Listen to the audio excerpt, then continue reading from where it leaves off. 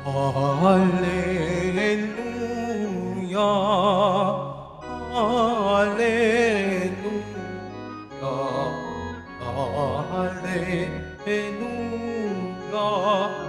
alleluia.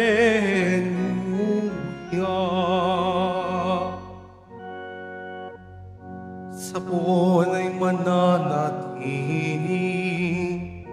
siya tinlalagi, umumungang maluwalhati. Alleluia, alleluia, alleluia, alleluia.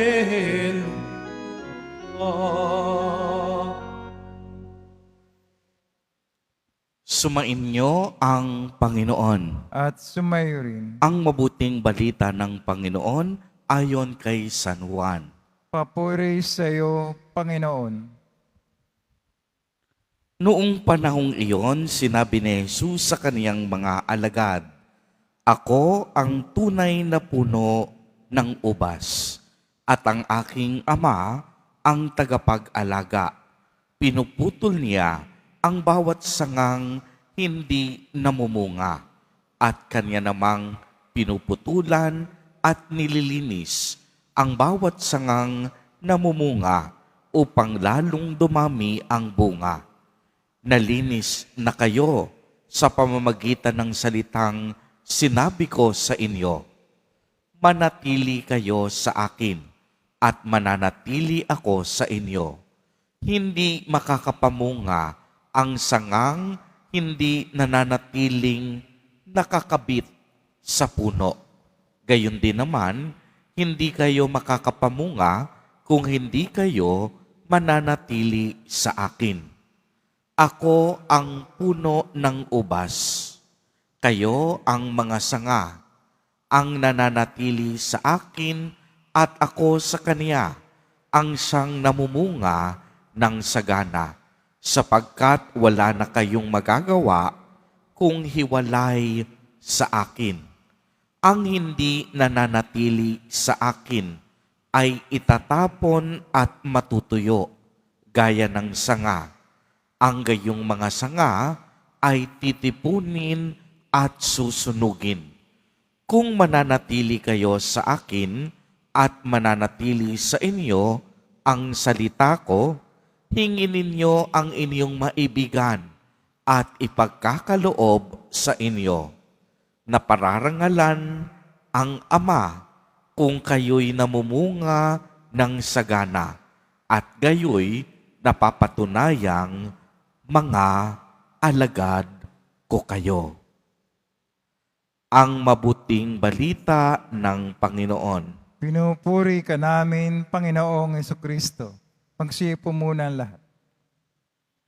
Magandang umaga po sa inyong lahat, mga kapatid kay Kristo.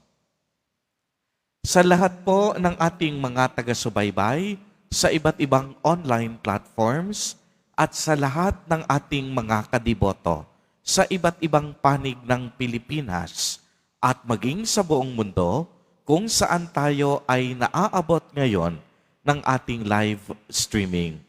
Mapayapang umaga din po sa inyong lahat. Purihin at dakilain natin ang ating Panginoon, ang mahal na poong Jesus Nazareno. Mga kapatid kay Kristo at mga kadiboto, malugod po namin kayong tinatanggap sa Basilica Minor at Pambansang Dambana ni Jesus Nazareno. Narinig po natin ang pahayag sa araw na ito ni Jesus Nazareno. Sinabi niyang, siya ang tunay na puno ng ubas at ang ating Ama ang tagapag-alaga. At alam ninyo, hindi lang tagapag-alaga ang ating Ama. Siya rin ang may-ari ng ubasan, ang tagapag-alaga sa ating lahat, ang may-ari ng sanlibutan. Tayong lahat, kapwa katuwang lamang ng Panginoon sa ubasang iyon at inaasahan tayo ng Panginoon na manatili at mamunga. Uulitin ko po, dalawang makapangyarihang salita ang hamon sa atin sa araw na ito, na tayong lahat manatili at mamunga. Kaya po may responsibilidad din ang may-ari ng ubasan upang mapanatili ang kalusugan ng puno ng ubas. Kung kaya't siya mismo magpuputol ng lahat ng mga sangang hindi maganda. At alam po ninyo, ang tanging hangad ng may-ari ng ubasan ay mamunga at manatiling malusog at yumayabong ang kaniyang ubasan. Mga kapatid kay Kristo, ito po ang tanging hangad ng Panginoong Diyos para sa ating lahat, na tayo ay manatili sa kaniyang awa at kapangyarihan, at tayong lahat mamunga sa kabutihan at pagmamahal, na tayong lahat maging masagana at maunlad sa ating mga gawain, na tayong lahat maging banal, dalisay at walang kapintasan. Hangad ng Diyos na tayong lahat sumagana sa ating kabuhayan o hanap buhay, na tayong lahat magtagumpay sa anumang mabuting larangan na ating pinapasukan at pinipili. Hangad ng Diyos na tayo ay lumigaya sa ating mga gawain sa araw-araw. Hangad ng Diyos na tayo'y magkaroon ng kapayapaan at kapanatagan sa ating pamumuhay. Hangad ng Diyos ang pagkakaisa ng bawat isa sa atin. Hangad ng Diyos ang pagkakaunawaan ng bawat mamamayan sa kabila ng iba't ibang kultura at tradisyon. Ibig sabihin, walang ibang hangad ang Diyos kung hindi tayo ay yumabong at mamunga.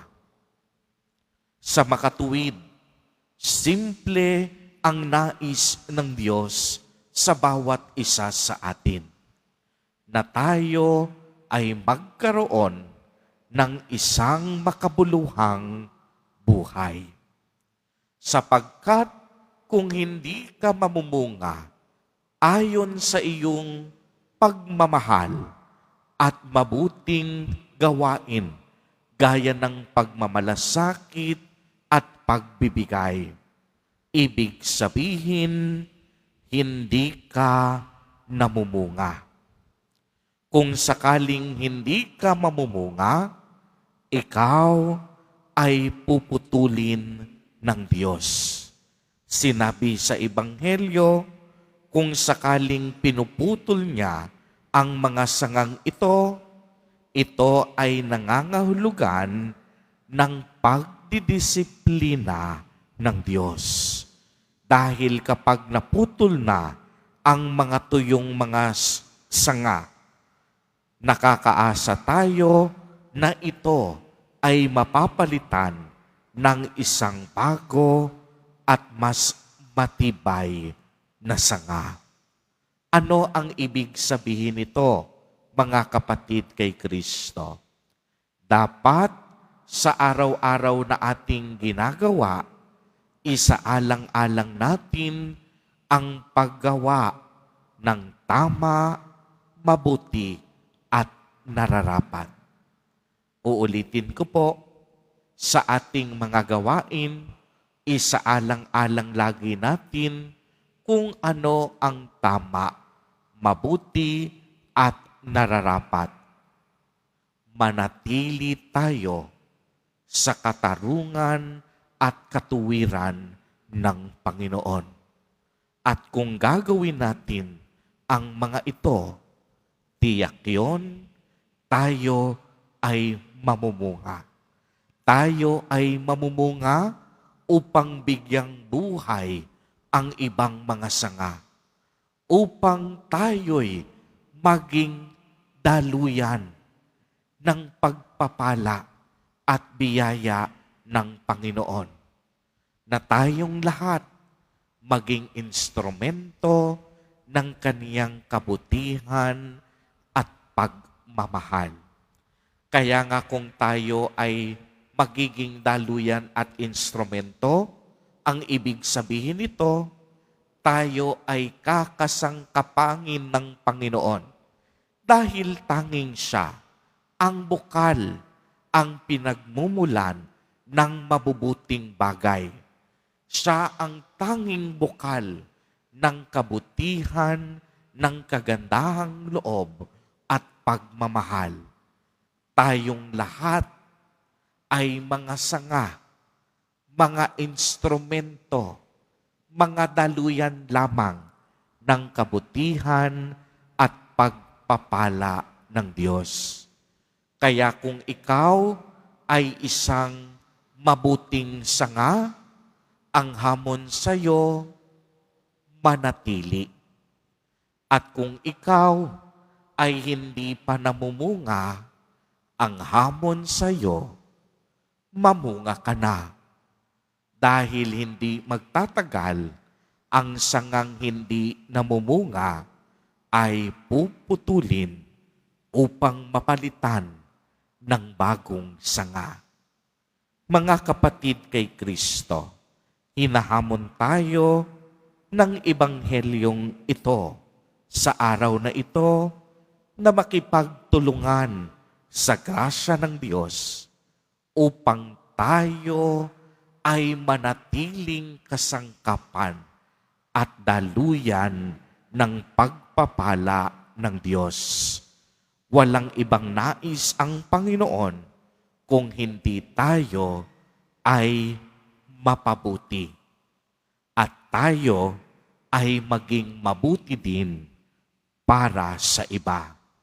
Kaya sikapin natin sa abot ng ating makakaya sa pamamagitan ng ating pag-iisip, pananalita at paggawa na tayo ay gumawa ng mabuti at manatili sa kabutihan ng Diyos.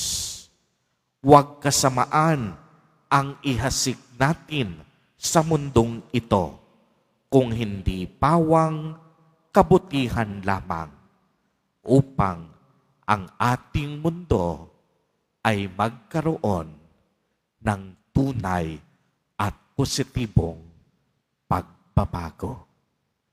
Amen. Amen. Purihin at dakilain natin ang ating Panginoon, ang mahal na poong Jesus Nazareno.